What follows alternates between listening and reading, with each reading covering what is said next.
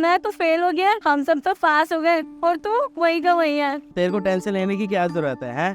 आखिर में जाके तेरे पापा की चाय की दुकान है, तेरे को उसी में बैठना है। हाँ धर्मेंद्र, तूने बिल्कुल सही कहा। हम सबको तो हमारी जॉब्स की टेंशन होगी, इसे किस चीज की टेंशन? और हो सकता है चाय के साथ साथ 1-2 साल में समोसे भी बेचना स्टार्ट कर दे। अब जब बाप ही चाय वाला है तो बेटा तो चाय बेचेगा ही ना यार। तुम लोग बहुत आगे जा रहे हो, मैंने कभी नहीं सोचा था कि तुम लोग मुझे ऐसा बोलोगे। अब जल्दी से जल्दी अपनी दुकान संभालने का इंतजाम कर ले, या फिर रिक्शा चलाने की। और वैसे भी चाय वाले और रिक्शे वाले में ज्यादा फर्क थोड़ी है। चलो चलो यार, कैंटीन के लिए लेट हो रहे हैं। अभी देख देख हर्षित आ रहा है। चल इसके मजे लेते हैं। और हर्षित कहाँ जा रहा है? हमें भी चाय पिला दे यार। अरे नहीं यार, ये चाय ना दूसरे की है तो उसको देने जाना है। अरे कोई बात नहीं, ला दे, हमें चाय चाहिए, जल्दी दे। अरे पिला दे यार, तुम्हारा दोस्त ऐसी बातें करेगा क्या? मन कर रहा है इसलिए बोल रहे हैं, पिला दे चल। ठीक है। छी, इतनी गंदी चाय बनाई है।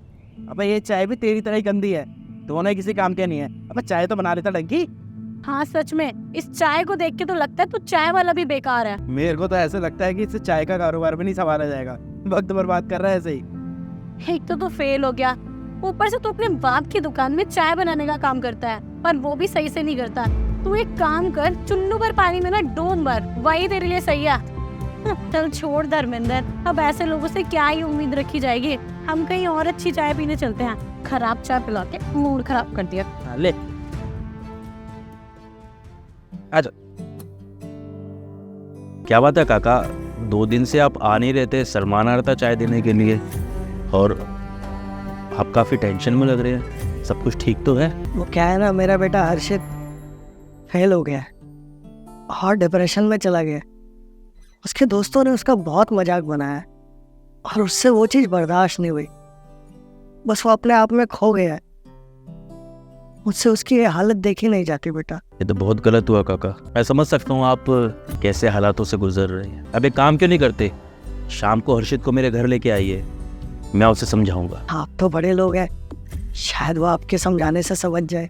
क्या है ना काका, कभी कभी इंसान को ना किसी दोस्त की या फिर किसी ऐसे व्यक्ति की ज़रूरत होती है जो उसे नए नज़रिए से चीज़ों को समझा सके। शुक्रिया बेटा, मैं शाम को हर्षित को लेके आता हूँ आपके पास। आज